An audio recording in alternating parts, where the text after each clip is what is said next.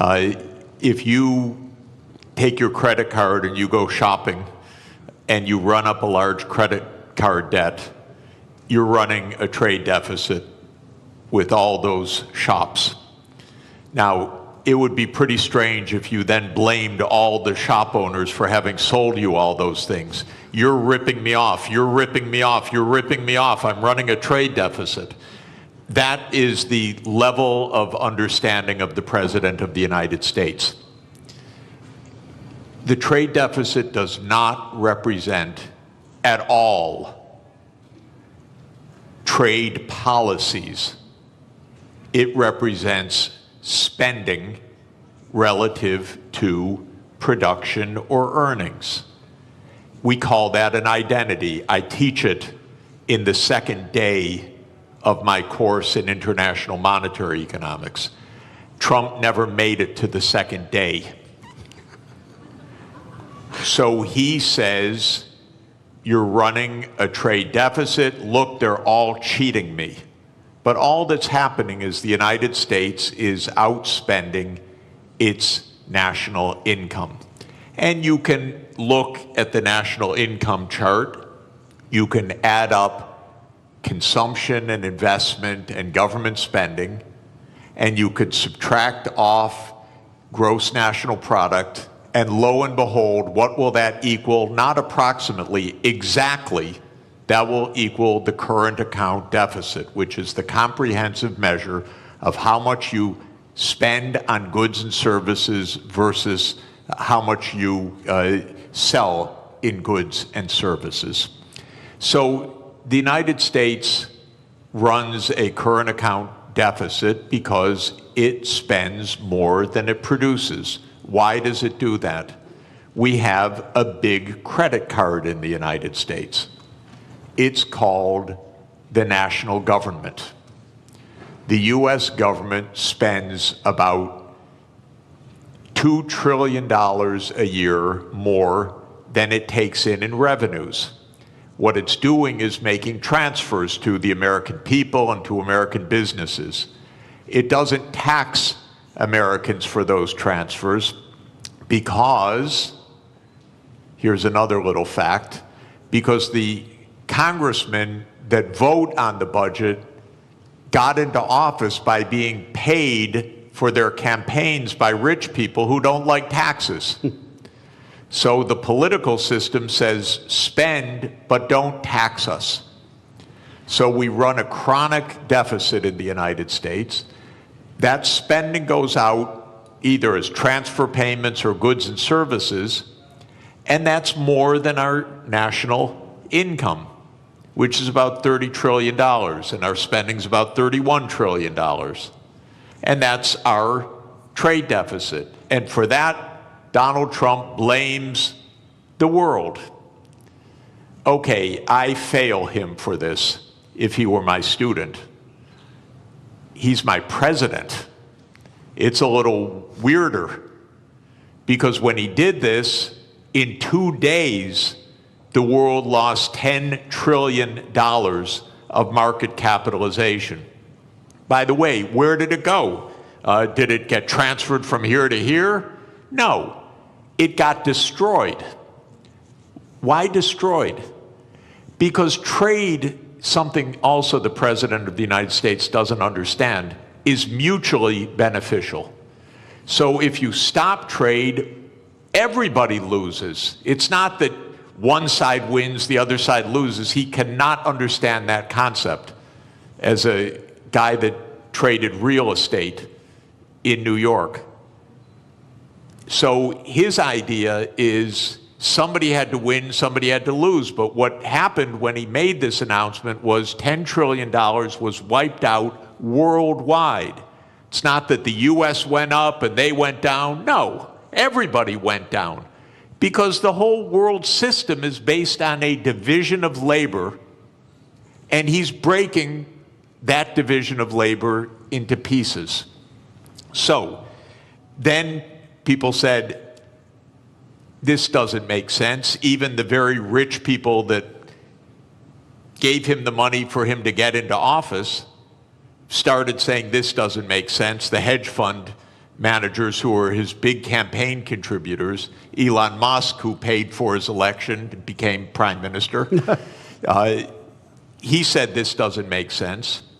And then the markets said this doesn't make sense. Not only $10 trillion, but as the finance minister said, interest rates started to rise because people began to dump U.S. Treasury debt. The safest thing in the world, apparently. So, interesting what happened. It's not quite true that he reversed things. First, he left on this 10% tariff, except for one country, for China. 145% where he on some raised products. The tariff rates. That's because the United States has a deep, neurotic attachment to China.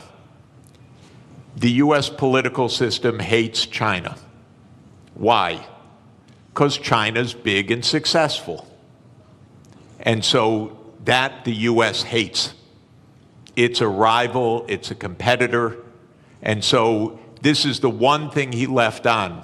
Now he's going to mess up everything with this too, because in a trade war between the U.S. and China, China wins.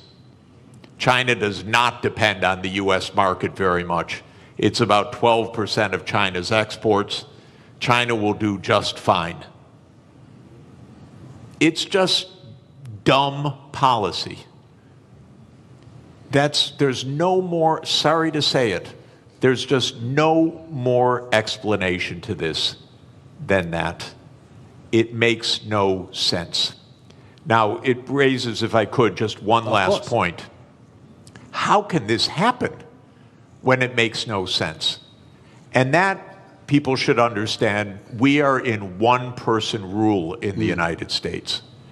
Our political system is in a state of collapse. What President Trump did is an emergency decree.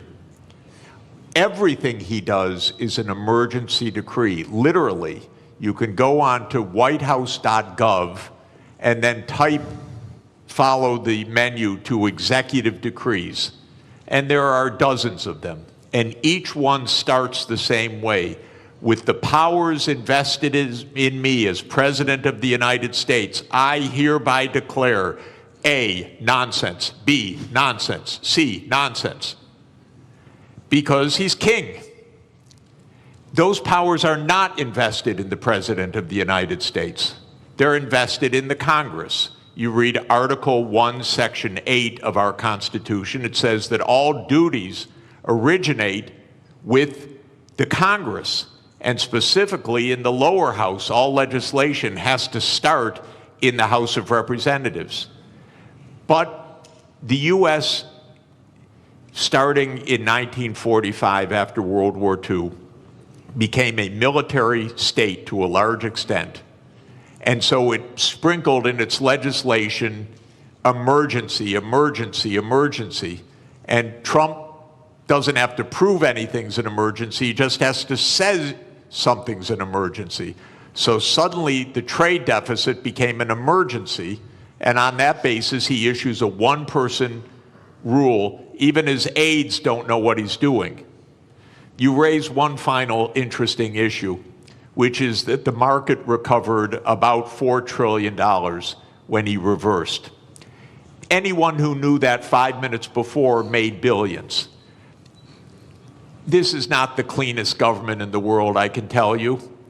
I'd be hugely surprised if some people didn't know just a bit ahead of time, starting with members of the U.S. Congress, by the way. Look, we'll get into the more general issues about protectionism and the end of globalization, question mark, in a minute. But I think what's happening and the directives coming from the White House is such a perfect example of what this panel is about. I'd just like to stay on this just for a few more minutes. Minister, is protectionism always a short-term aim And does it always come at the expense of the longer-term gain? Donald Trump hasn't said it in public, but apparently in private, during his first term, he was asked about the problem of the US national debt. And his answer was, I don't care because I'll be dead by the time it's a problem. And apparently that's also his approach to the climate crisis. So is this protectionism coming from the White House a short-term fix which is going to hurt America in the longer term in terms of how it grows?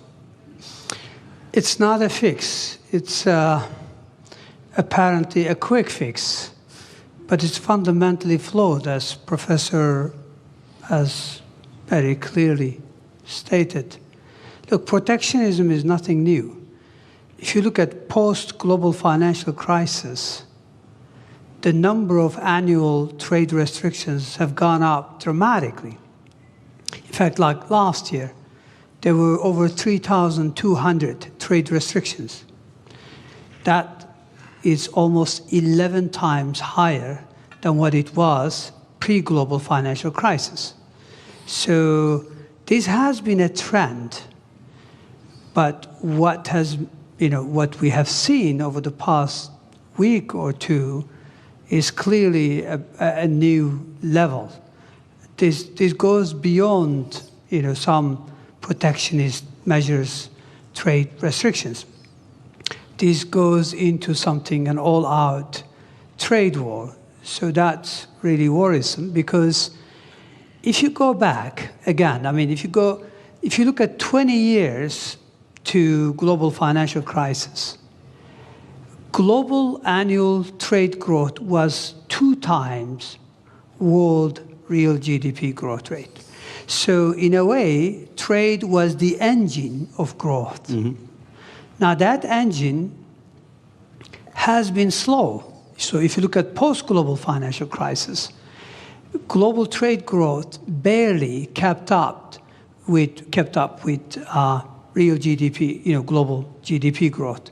So that's no longer really one of the kind of like a strong engine. But I think the way things are now, if current state of affairs is sustained, we may end up actually protectionism dragging global growth. It is not only growth, it's really, there are many, additional fallouts from this type of policies. Absolutely, yeah. Yeah. So the answer to your question, this is not a fix. This is a fundamentally flawed,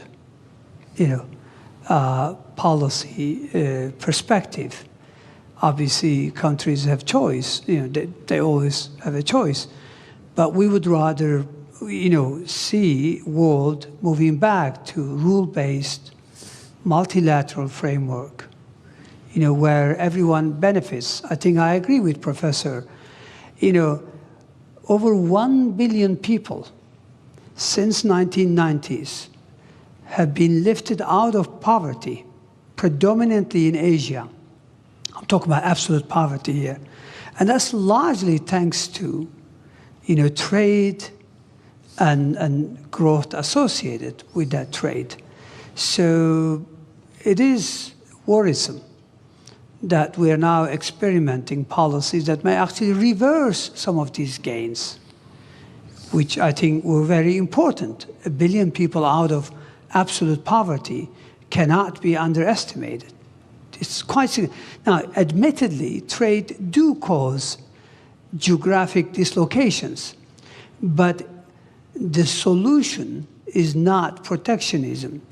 The solution lies more internal sound policies, structural remedies, but also you can deploy tax policy incentives and other things to address, dislocations in regions caused by, global trade openness. So it's not a level, but protectionism will create more inequalities. It will create bigger problems. Already you've got significant headwinds for global growth. Aging population, high global indebtedness, impending climate crisis. So protectionism is going to be yet another big blow to long-term growth outlook. And that's why growth is barely, sustained at 3%. I think the risk is that we will move to a new era where per capita GDP growth will almost disappear if we continue down this path. Really interesting what you say about protectionism having fallout in other sectors, and we will get onto that, about how it might affect cooperation on the climate crisis, global health, et cetera, et cetera. But let's use one country as a particular example about how a nation can react to protectionism. So we have the US tariffs, which in 90 days will come into effect beyond the 10% that Donald Trump has placed. Let's take two rich countries. UK and Singapore will stay at 10%. Bangladesh and Botswana will both go up to 37%. Laos will be 48%. Syria will be 41%. Lesotho in southern Africa will be 50%. In 2023, the US exported to Lesotho $7.33 million worth of goods. Lesotho in that same year exported to the United States $228 million. The US GDP per capita in 2023 was $82,800 per person. In Lesotho, it was $916. Gentlemen, how does a country like Lesotho deal with the protectionism coming from the US? Minister? Well, look, protectionism is an external shock, meaning it's not a decision by, the counterparty. It's essentially, so how do you deal with it? I guess you focus on regional integration, as an antidote of protectionism. So regional connectivity, regional integration would be one way forward. So, instead of globalization on a big scale, you focus on how you can deepen and broaden your ties with your immediate neighborhood or countries that are still willing to entertain rule-based trade. So I think that's the only way. Again, this is a major shock for many countries. I think global supply chains are going to suffer. This will lead to, already, I think the risk is that capital will be misallocated. Take us, take Turkey, for example. We are the world's second largest of white goods exporter.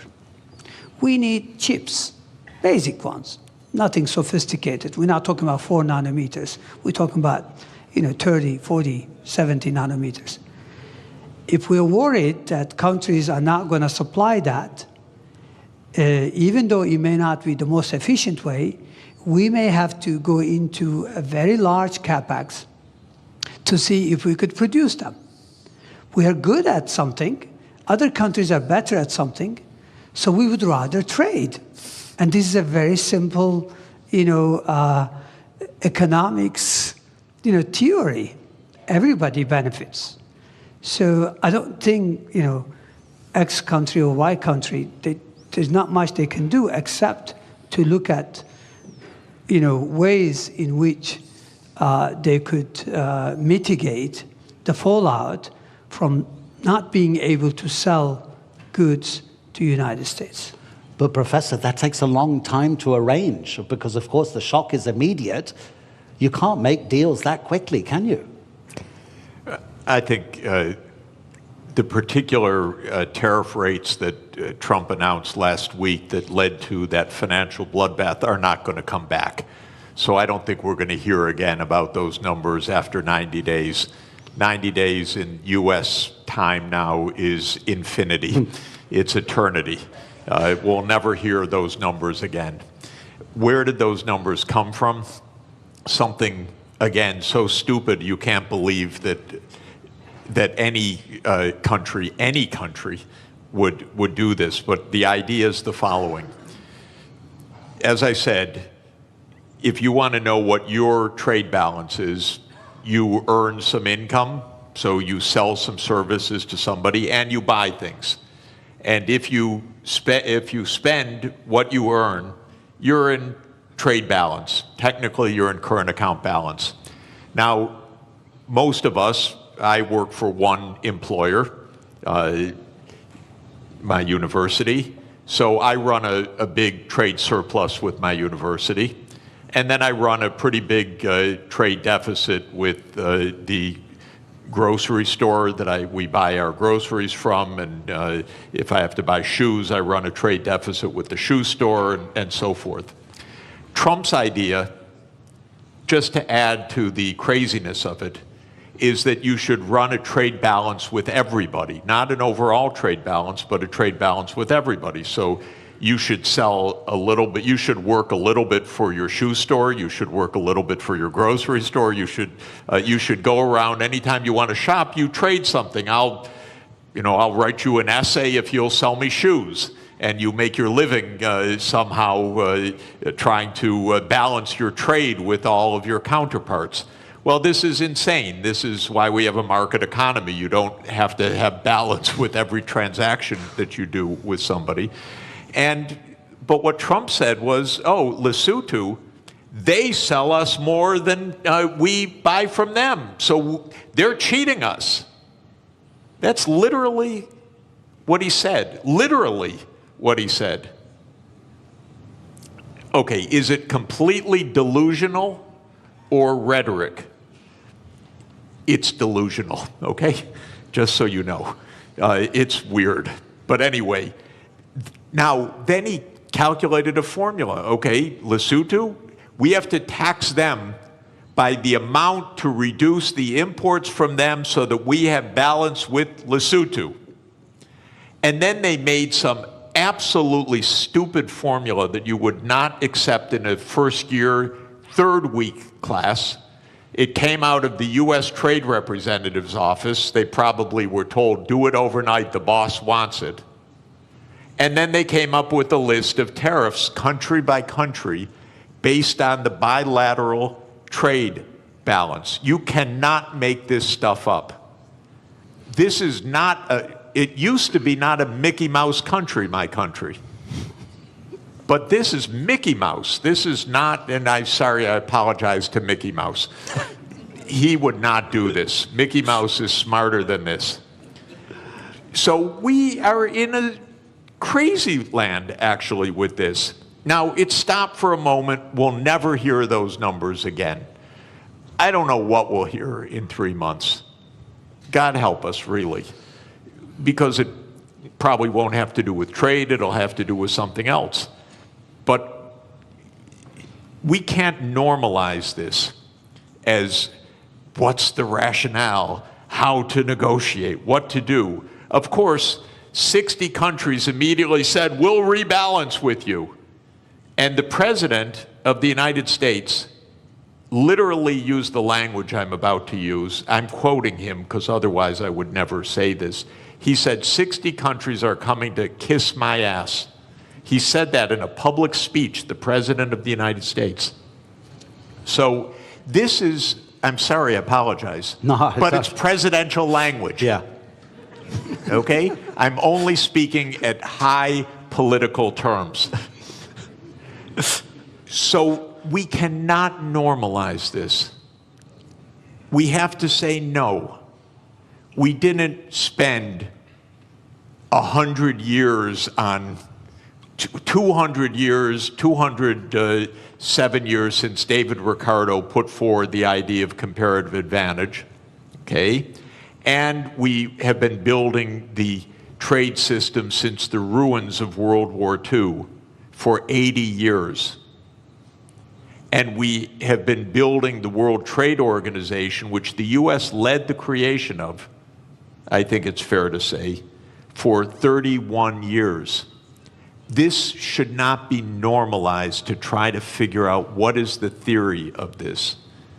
And it's a more fundamental point, ladies and gentlemen. The United States is a rogue nation right now on many things, not just on trade, but on making Gaza into the US Riviera, on whatever it wants to say.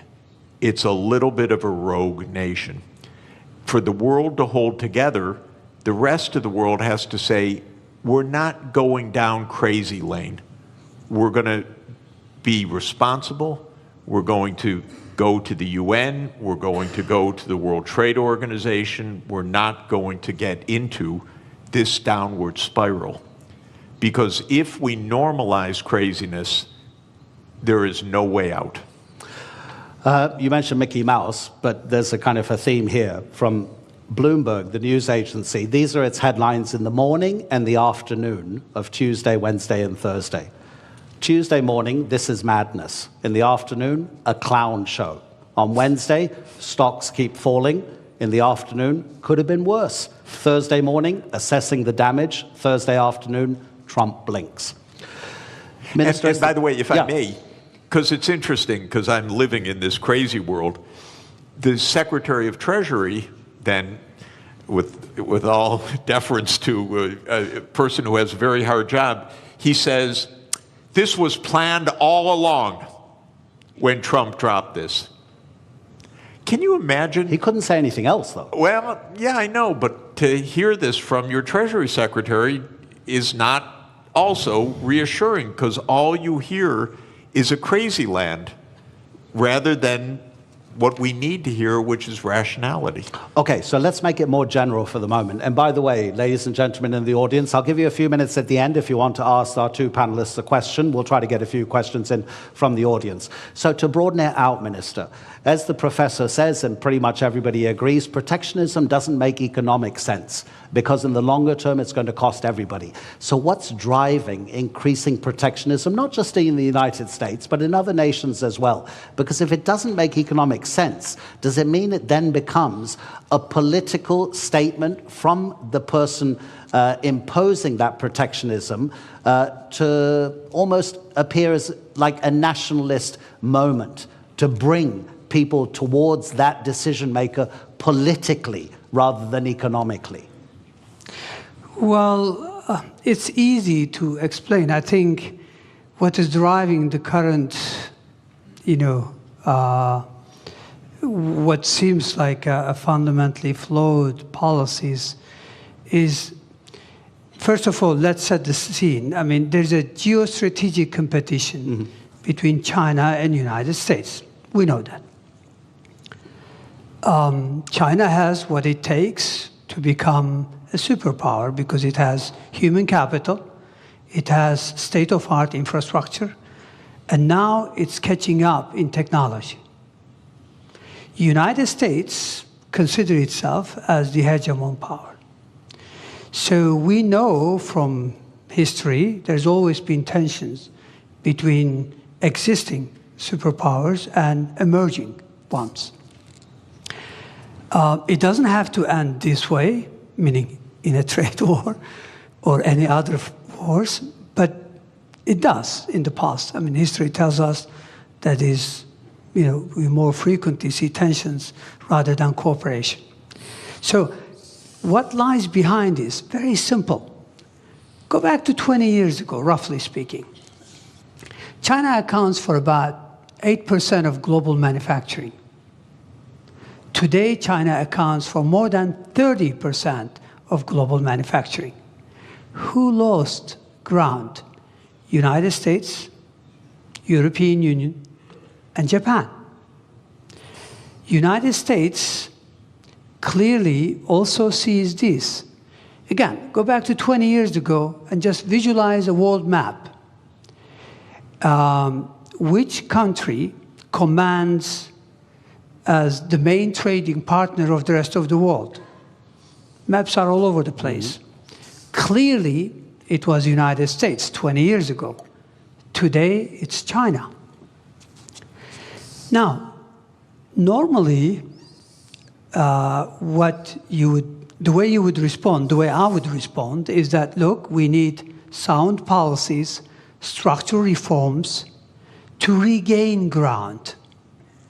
Instead, it looks like this rivalry, combined with lack of, obviously, clear understanding, is that it leads you to go after quick fixes.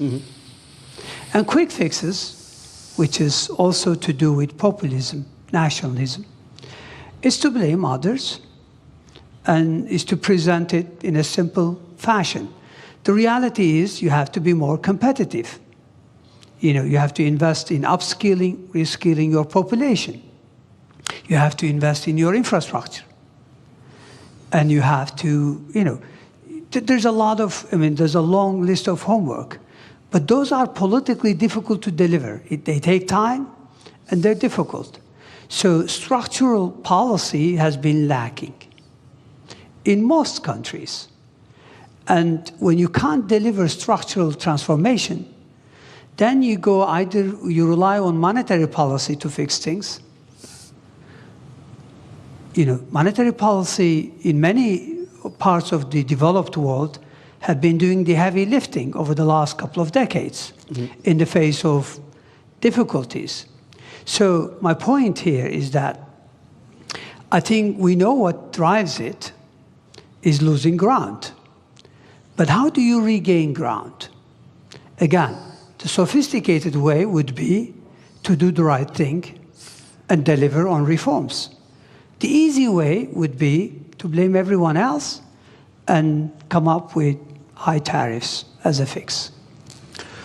Let's see. Okay, so protectionism is also not helping your friends to concentrate more on yourself rather than the outside world. We know that the drastic cuts to USAID, the Agency for International Development, has already or is going to cost lives. Myanmar's recent earthquake, the Americans have been for decades maybe the most important first responder, sending hundreds of rescue workers. They sent 3 administrators. They didn't send a single rescue worker. They laid off recently some people working for the federal government on the US nuclear program. They realized very quickly within a couple of days that it was actually a national security issue, so they were told to come back to their office. The office said, sorry, they've been excluded from their federal emails, so we can't get in touch with them. So they couldn't re-employ them. Professor Sachs, when you were president of the Earth Institute at Columbia University, it focuses, I've got to read this from the notes. It focuses on sustainable development, this institute at Columbia, including research in climate change, geology, global health, economics, management, agriculture, ecosystems, urbanization, energy, water, everything that we need to live. So how does protectionism affect these kinds of relationships between one country and another country?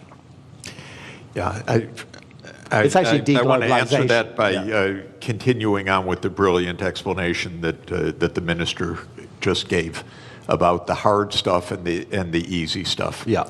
So just to say, in American politics, the swing states in the presidential elections in the last 3 elections in particular have been the Midwestern states. So those are states like Michigan, Indiana, Illinois, Ohio, Pennsylvania, Wisconsin, Minnesota. These are states that can go either way.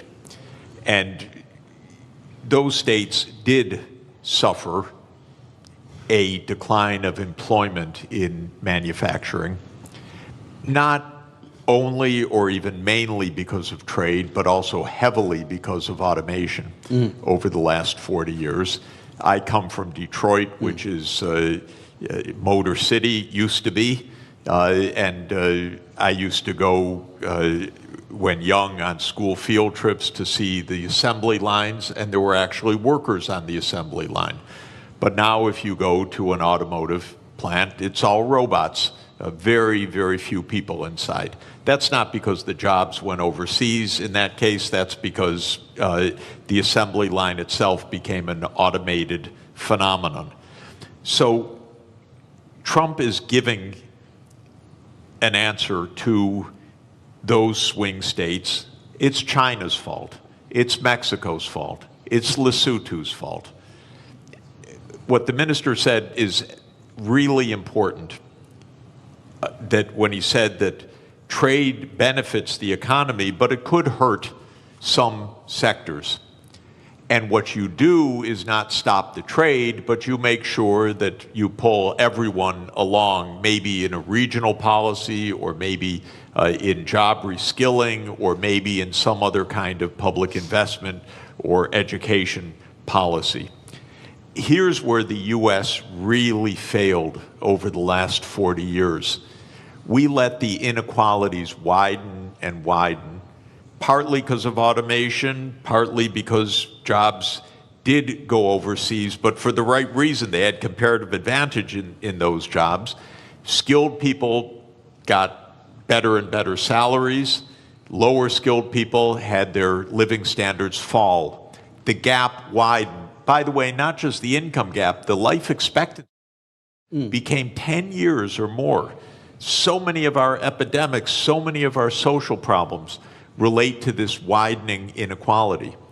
The United States political system didn't address it at all for 40 years. And that comes to what I mentioned, the corruption of the political system. When candidates of both political parties are paid by rich donors for their reelection campaigns, and both parties then become the agents of tax cuts and no really addressing the social conditions, you end up with a Donald Trump coming in and selling a pseudo explanation, it's all China, and selling a pseudo remedy, a trade war. What the auto workers are going to learn right now is they're going to lose jobs by even the tariffs that have been put in place, because we need the intermediate parts brought in from elsewhere. Now they face higher costs, and the United States can't compete at all with Chinese electric vehicles. The United States has basically handed China the electric vehicle market for the next 20 years. So did Europe, by the way. Europe delayed the transformation to electric vehicles, said we produce great internal combustion engines, we're going to continue to do that. The world actually needs electric vehicles because of the climate crisis. So all of this is to say the real hard work is to think ahead. The country, by the way, in my experience of working all over the world in the last 40 years, that thinks ahead the most is China. China's success is not random. China's success actually is a lot of forward-looking planning. In 2014, China issued a document called Made in China 2025. And it wasn't a protectionist policy, it was we need to invest in the technology so we can be at the forefront. I think in 8 of the 10 sectors that were identified there, China succeeded in reaching the forefront. In 2017, China made a plan for artificial intelligence. This is already 8 years ago. DeepSeek didn't just come out of nowhere, it came out of a long-term strategy. So this is hard work that actually pays off. This is what every government should do. This is what every country should do, is look ahead. Now, you mentioned very interesting idea. We got a president who doesn't understand and maybe doesn't care about the future in the same way. But just to say, the biggest issue on the planet should be the climate crisis, not all the things we're endlessly talking about. And every part of the world is going to suffer terribly by what has been built in terrible, very dangerous climate change. It's out of the headlines.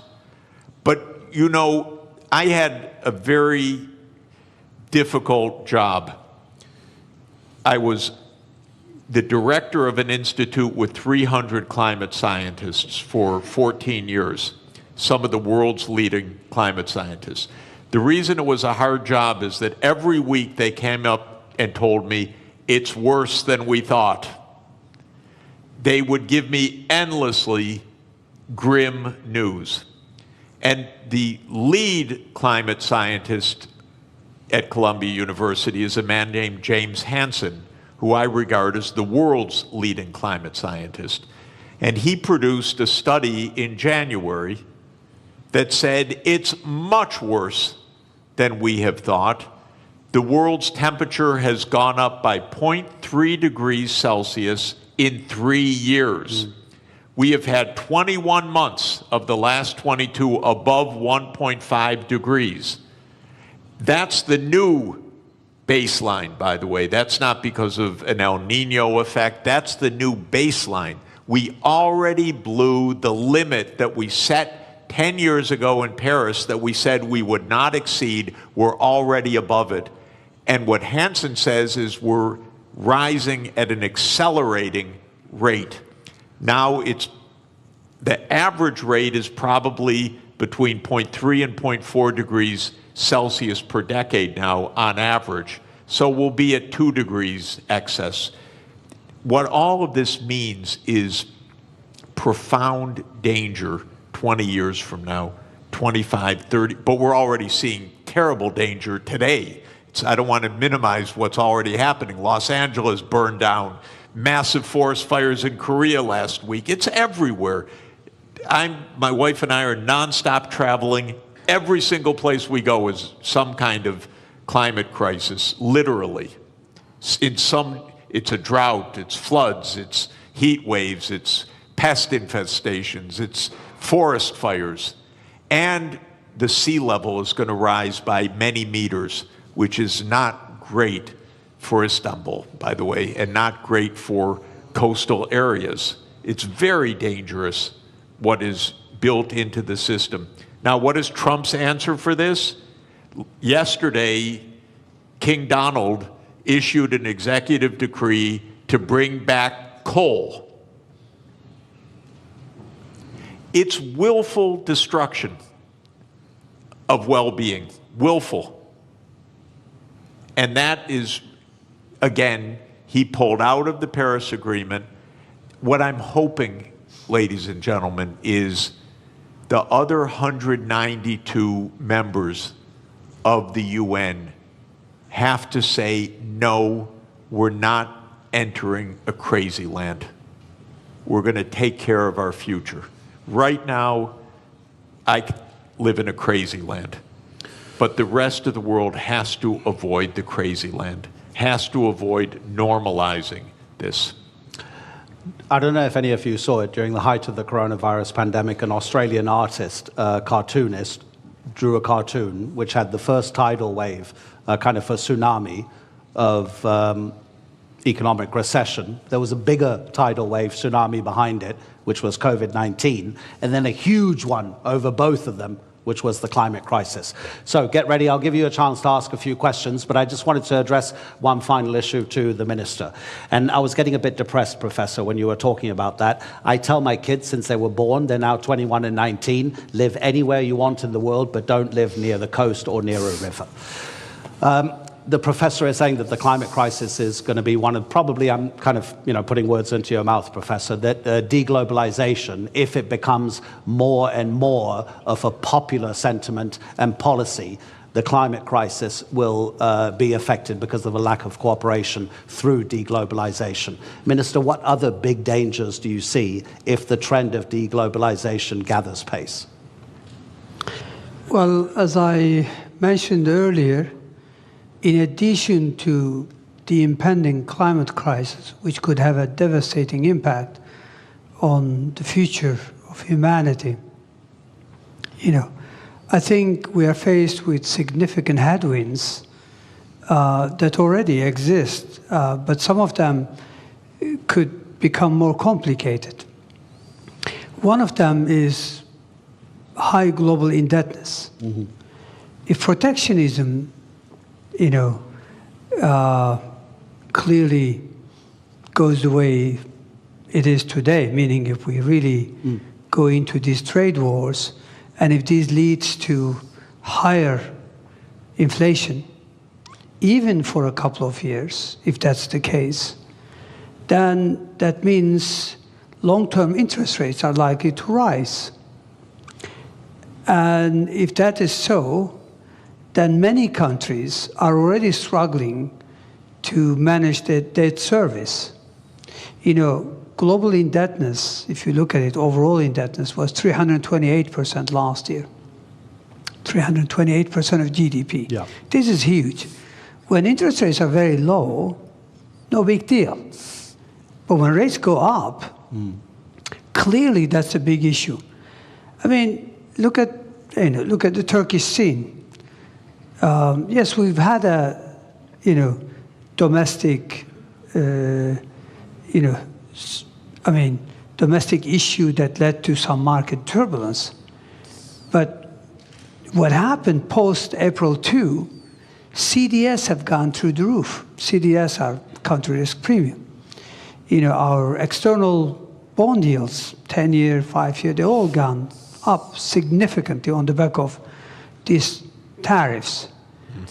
I think there are already many countries, according to UN, that pay more on interest on debt than what they are able to earmark for education and healthcare combined. So I think we already have issues such as indebtedness that the current trend could exacerbate. I mean, aging population already could create huge constraints on public finances going forward. So those are some of the additional headwinds that exist that could actually serve as speed limit or a drag on growth. So I think the world, and I agree with Professor that the world has to, rather than going down this path, we need to cooperate more. We need to work more closely on climate change, on how to address other problems, because protectionism will also lead to probably global inequalities. If you don't allow AI chips to be freely available to everyone, clearly that's a big issue, because then many countries will be left behind in terms of tapping this AI that has immense potential to boost productivity. Protectionism is not limited to trade of goods and service. It's now associated with financial flows, with diffusion of technologies through FDI. So clearly, I think we'll be worse off unless we cooperate, unless we return to multilateralism. But sadly, right now, it's all about shift to minilateralism. A few countries getting together, but that's not enough. I think issues are too big for few countries to address. I think the rest of the world should come together. So yes, there are significant challenges. When you mentioned aging population, I have a good example from Europe, that only 2 countries on the entire continent are having enough babies to sustain their population level. That's Ireland and Portugal. So you imagine the pressure on the taxation system and the spending on those other countries that are not sustaining their population levels and are just getting older and older and older. Okay, let me look at the back as well if anybody has any questions. We've got about 7 minutes left. And please, make it a question, not a lecture, because if it's a lecture, I'll have to stop you. Gentleman over there and gentleman over here. Okay, please introduce, there's a microphone. Thank you very much. Doesn't work? Yeah, it does work. Okay, thank you very much. I have a question for Mr. Jeffrey Sachs. My name is Sarsin Anacır, and I'm from Harici News. So you mentioned that we shouldn't look for a rationale behind the actions of Donald Trump, but just to be a devil's advocate, I just want to understand their point of view, which they mention, yes, trade deficit and the national debt of the United States, but also they mention the hard industries that left United States back in the day. So what I'm trying to understand is, if United States gets into a confrontation with global powers such as China or Russia or any other state, maybe even Europe one day, is it wrong for them to want their hard industries back, and this is their rationale to put these tariffs on. Because Donald Trump mentioned that we are buying cars from Canada that we could have been producing before. So is there a rationale behind, at least on the hard industry part? Okay, thank you. Yeah, you know, in trade theory or trade concept, there is the national security rationale. So you may want to procure domestically to have an armaments industry. That's quite different from imposing tariffs on 150 countries in a completely arbitrary way. In fact, the right policy might be local procurement from domestic industry that has nothing to do with trade policy at all. So that is not an argument for what he's doing. But I would add one more point. We don't need an arms race, and we don't need a war. Actually, diplomacy is really cheap compared to war. That's why we're at the Antalya Diplomacy Forum, not the Antalya Military Forum. So if Trump really wanted to save some money, we have almost 800 overseas military bases in 80 countries. This is crazy. So if he wanted to save money and close the budget deficit, I would close hundreds and hundreds of military bases and leave all these countries at peace, because wherever there's an American military base, there's a big headache, believe me.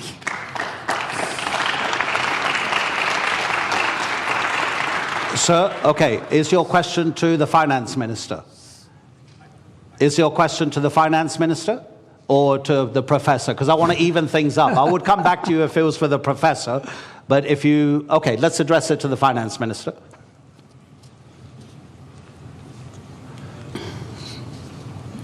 1, 2, 1, 2.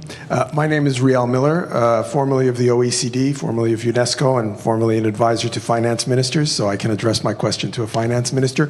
One of the things that's tremendously tempting, and it was really in part of what the last question was about, was the hard industries, right?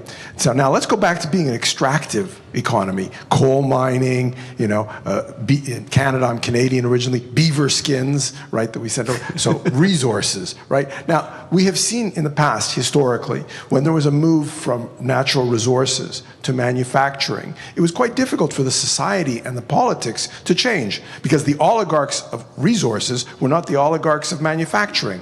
So I have a question which relates to the historical context we're in. What if we're moving to intangible economies? What if we're moving away from tangibles in general, and those robots are going to take care of producing intangibles? How do we talk to people who are nervous and worried because they're accustomed? I go to Germany and I say, can Germany be rich without producing cars? And they go, oh, never. I said, well, could Britain be rich without producing coal? Never. And so we have this historical difficulty of making the transition. And I wonder what you can say in a country like Turkey, where you are making the transition through industry, and China through catch-up and convergence. But can we begin to talk about going beyond the tangible economy? Of course, we can imagine, because if you look at the last couple of 100 years, there has been significant, trends. I mean, if I'm not mistaken, if you go back to 200 years ago, 90%